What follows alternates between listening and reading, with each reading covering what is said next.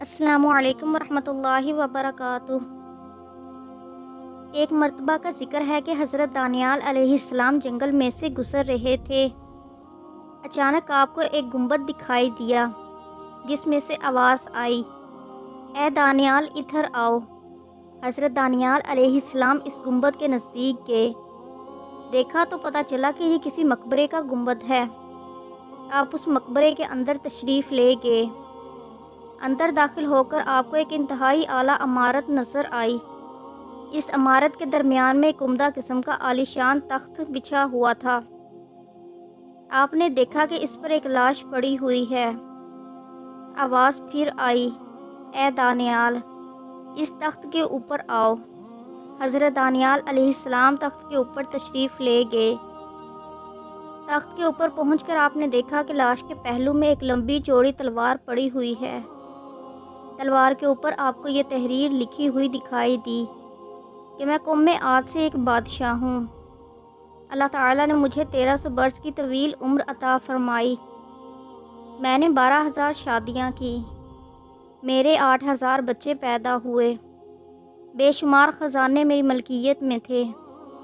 میرے نفس نے اتنی بے بہا نعمتیں حاصل کر کے بھی اللہ تعالیٰ کا شکر ادا نہ کیا، بلکہ کفر کے راستے پر چل نکلا، حتیٰ کہ خدائی کا دعویٰ کرنے لگا۔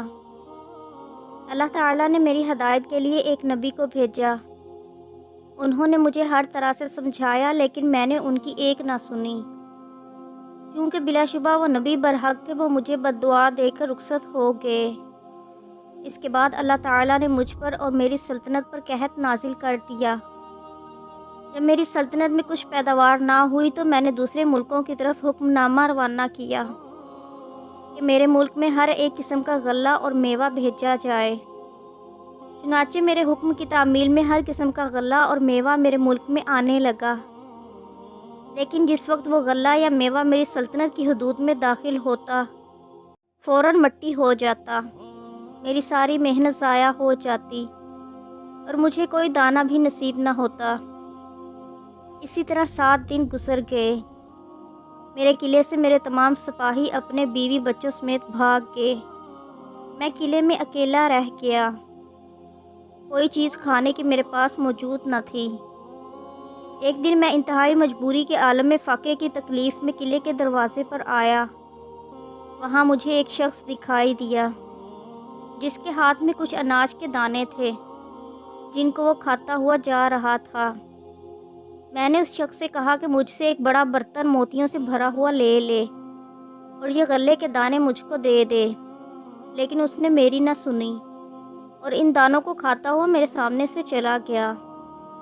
آخر کار فاقے کی تکلیف کے باعث میری موت واقع ہو گئی۔ یہ میری کہانی ہے۔